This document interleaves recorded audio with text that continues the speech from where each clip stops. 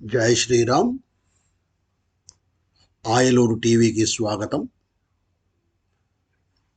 శ్రీరామ భక్తులకు, సనాతన ధర్మాన్ని ఆచరించే ప్రతి ఒక్కరికి కూడా శ్రీరామనవమి శుభాకాంక్షలు.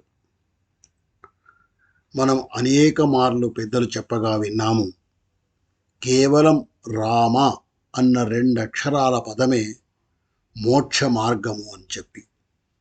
సాక్షాత్తు పరమేశ్వరుడే చెప్పాడు, రామనామం అన్నది శ్రీరామ రామేతి రమే రామే మనోరమే సహస్రనామ తత్తుల్యం రామనామ వరాననే అని చెప్పి. రామనామం అన్నది సాక్షాత్తు విష్ణు సహస్రనామానికి సమానమైనది అని చెప్పి పరమేశ్వరుడే పార్వతీదేవికి చెప్పాడు. అటువంటి రామనామమే గొప్పదైతే ఇక రామ అష్టోత్తర శతనామము మరింత గొప్పదో కదా. అందువల్ల ఈ శ్రీరామనవమి పండుగ సందర్భంగా మనము ఆ శ్రీరామచంద్రుడి పాదాలకు అత్యంత భక్తితో 108 నామాలు ఆ రామచంద్రుడిని కీర్తిస్తూ చెబుతూ ఒక్కొక్క పుష్పాన్ని సమర్పించి భక్తితో మోక్ష మార్గాన్ని మనము వెతుక్కుందాం. జై శ్రీరామ్. ఇప్పుడు మనము రామాష్టోత్తర శతనామావళి ఒక్కొక్క పేరు చెప్పుకుందాం.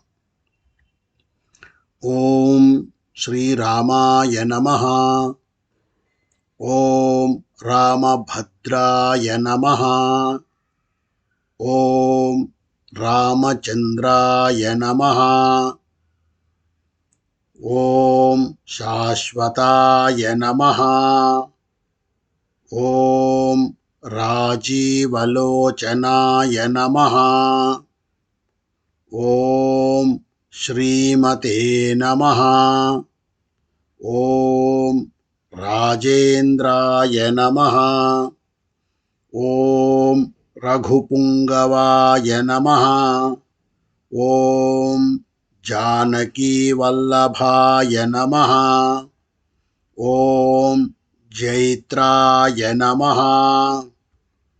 ఓం జితామిత్రాయ నమః. ఓం జనార్దనాయ నమః. ఓం విశ్వామిత్రప్రియాయ నమః. ఓం దాంతాయ నమః. ఓం శరణత్రాణతత్పరాయ నమః. ఓం వాలిప్రమదనాయ నమః. ఓం వాంగ్మినే నమః. ఓం సత్యవాచే నమః. ఓం సత్యవిక్రమాయ నమః. ఓం సత్యవ్రతాయ నమః. ఓం వ్రతధరాయ నమః. ఓం సదా హనుమదాశ్రితాయ నమః. ఓం కోసలేయాయ నమః. ఓం ఖరద్వంసినే నమః. ఓం విరాధవద పండితాయ నమః.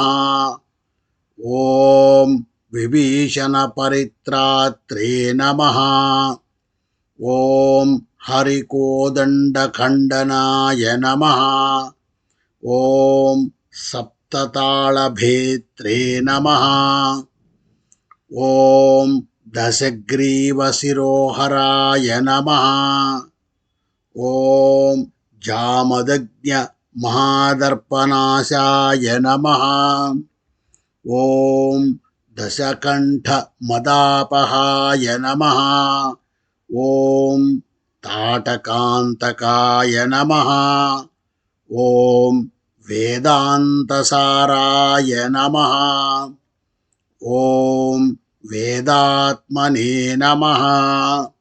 ఓం భవరోగస్య భేషజాయ నమః. ఓం దూషణత్రిశిరోహంత్రే నమః. ఓం త్రిమూర్తయే నమః. ఓం త్రిగుణాత్మకాయ నమః. ॐ त्रिविक्रमाय नमः। ॐ त्रिलोकात्मने नमः। ॐ पुण्यचारित्रकीर्तनाय नमः। ॐ त्रिलोकरक्षकाय नमः। ॐ धन्विने नमः। ॐ दण्डकारुण्यवर्तनाय नमः। ॐ अहल्याशापशमनाय नमः। ॐ पितृभक्ताय नमः। ॐ वरप्रदाय नमः। ॐ जितेन्द्रियाय नमः। ॐ जितक्रोधाय नमः। ॐ जितामित्राय नमः। ॐ जगद्गुरुवे नमः। ॐ वृक्षवानरसङ्घातिवे नमः।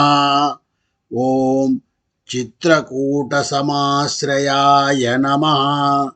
ॐ जयन्तत्राणवरदाय नमः। ॐ सुमित्रापुत्रसेविताय नमः। ॐ सर्वदेवादिदेवाय नमः। ॐ मृतवानरजीवनाय नमः। ॐ मायामारीचहन्त्रे नमः। ॐ महादेवाय नमः। ॐ महाभुजाय नमः। ॐ सर्वदेवस्तुत्याय नमः।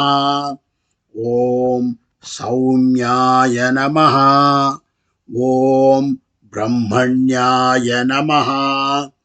ॐ मुनिसंस्तुताय नमः।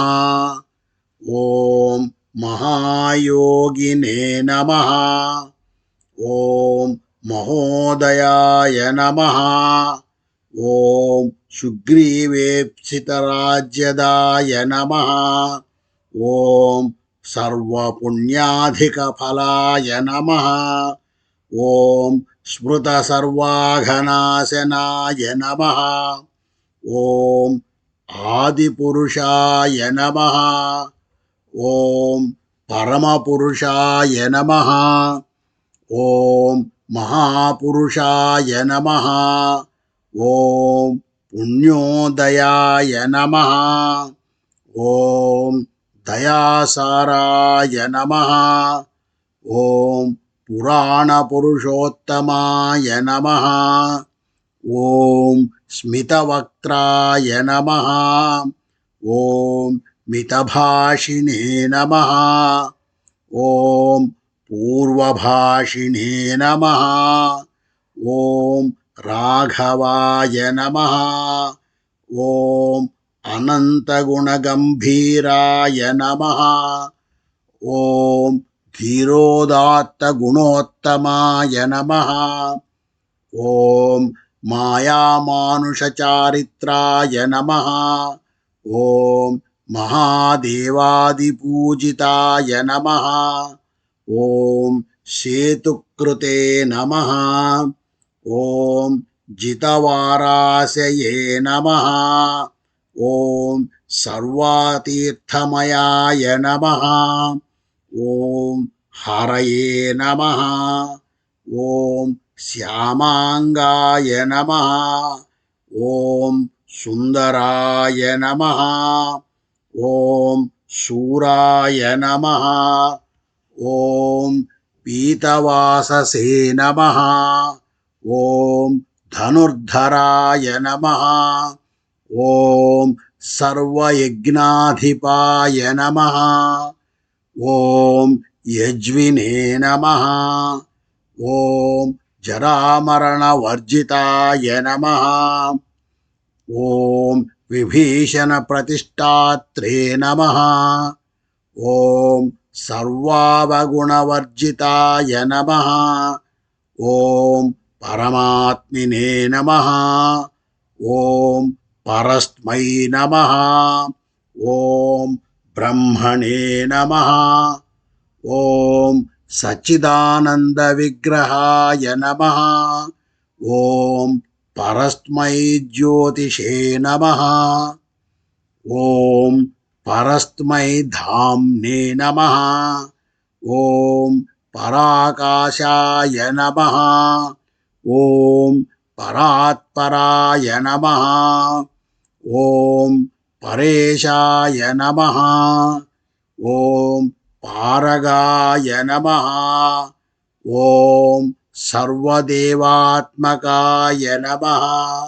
ఓం శ్రీ శ్రీ శ్రీరామచంద్ర పరబ్రహ్మణే నమః. ఇది శ్రీరామ అష్టోత్తర శతనామావళి సంపూర్ణం.